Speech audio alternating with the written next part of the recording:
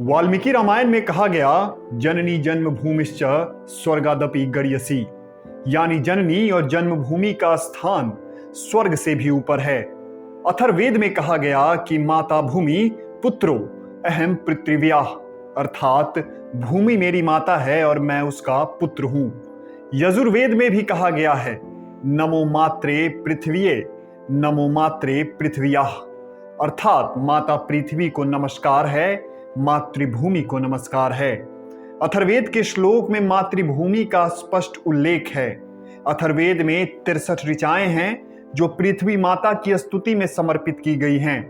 अथर्ववेद के 12वें कांड के प्रथम सूक्त में 63 मंत्र हैं जो सभी मातृभूमि की वंदना में अर्पित किए गए हैं। इस सूक्त को भूमि सूक्त कहा जाता है। भूमि सूक्त कहने का कारण संभवतः यही था कि सूक्त के मंत्रों में केवल भूमि की चर्चा की गई है। इसी सूक्त में कुछ मंत्रों में भूमि को माता कहकर संबोधित किया गया है तथा उसे राजा द्वारा रक्षित बतलाया गया है। अर्थवन ऋषि की इन 63 ऋचाओं में धरती के तमाम अंगों उपांगों उसके बदलते रूपों की पूरी आस्था के साथ विवरण है। धरती पर जितनी भी जीवंत सभ्यताएं हैं उनमें मात्र हमने राष्ट्र को माता कहा। हमने इस धरती को मां कहा क्योंकि इसी धरती के कारण मानव सभ्यता फल फूल रहा है। लेकिन देश के संसद में विदेश से पढ़े और विदेशी सभ्यताओं में जिनका पालन पोषण हुआ, उन्होंने भारत माता की हत्या की बात कही। कांग्रेस सांसद राहुल गांधी ने ये बात मणिपुर में हो रहे हिंसा के संबंध में कहा। उन्होंने कहा कि जो मणिपुर में हो रहा है उससे रोज भारत माता की हत्या हो रही है। इससे दुर्भाग्यपूर्ण बयान कुछ और नहीं हो सकता। लेकिन बेचारे राहुल गांधी को दोष देना भी गलत होगा। जो व्यक्ति इटालियन सभ्यताओं और चर्च के रीति रिवाजों में बड़ा हुआ हो, उसे भारत माता क्या होती है क्या ही पता।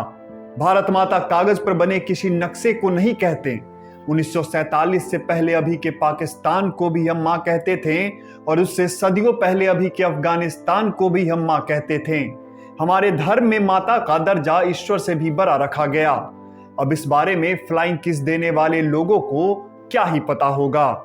राहुल गांधी ने जो भी संसद में कहा वो उनका रोष था, देश के संस्कृति के खिलाफ, देश के लोगों के खिलाफ। नहीं तो जिस तरह से उन्होंने भारत माता की हत्या जैसे शब्द का उपयोग किया, वैसे ही गौ हत्या पर भी आवाज उठाते, क्योंकि गाय को भी हम मां का दर्जा देते हैं।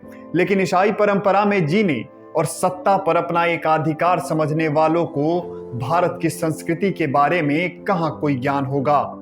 राहुल गांधी ने मणिपुर के हालात पर भारत माता की हत्या वाली टिप्पणी दे दी और इसमें कोई दो राय नहीं है कि मणिपुर में जो भी हुआ और हो रहा है वो बहुत खतरनाक है और दुर्भाग्यपूर्ण भी है।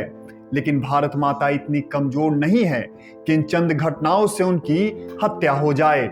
इस देश पर सदियों से इस्लामिक और ईसाई मिशनरियों के द्वारा हमले किए गए, लेकिन भारत माता की जय फिर भी होता रहा।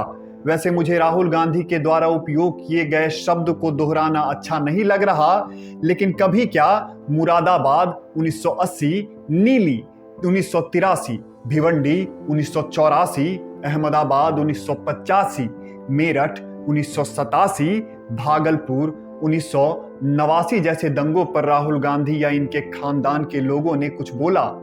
इन शहरों में देश के सबसे बड़े दंगे हुए, लेकिन कभी किसी ने भारत माता की हत्या की बात नहीं कही।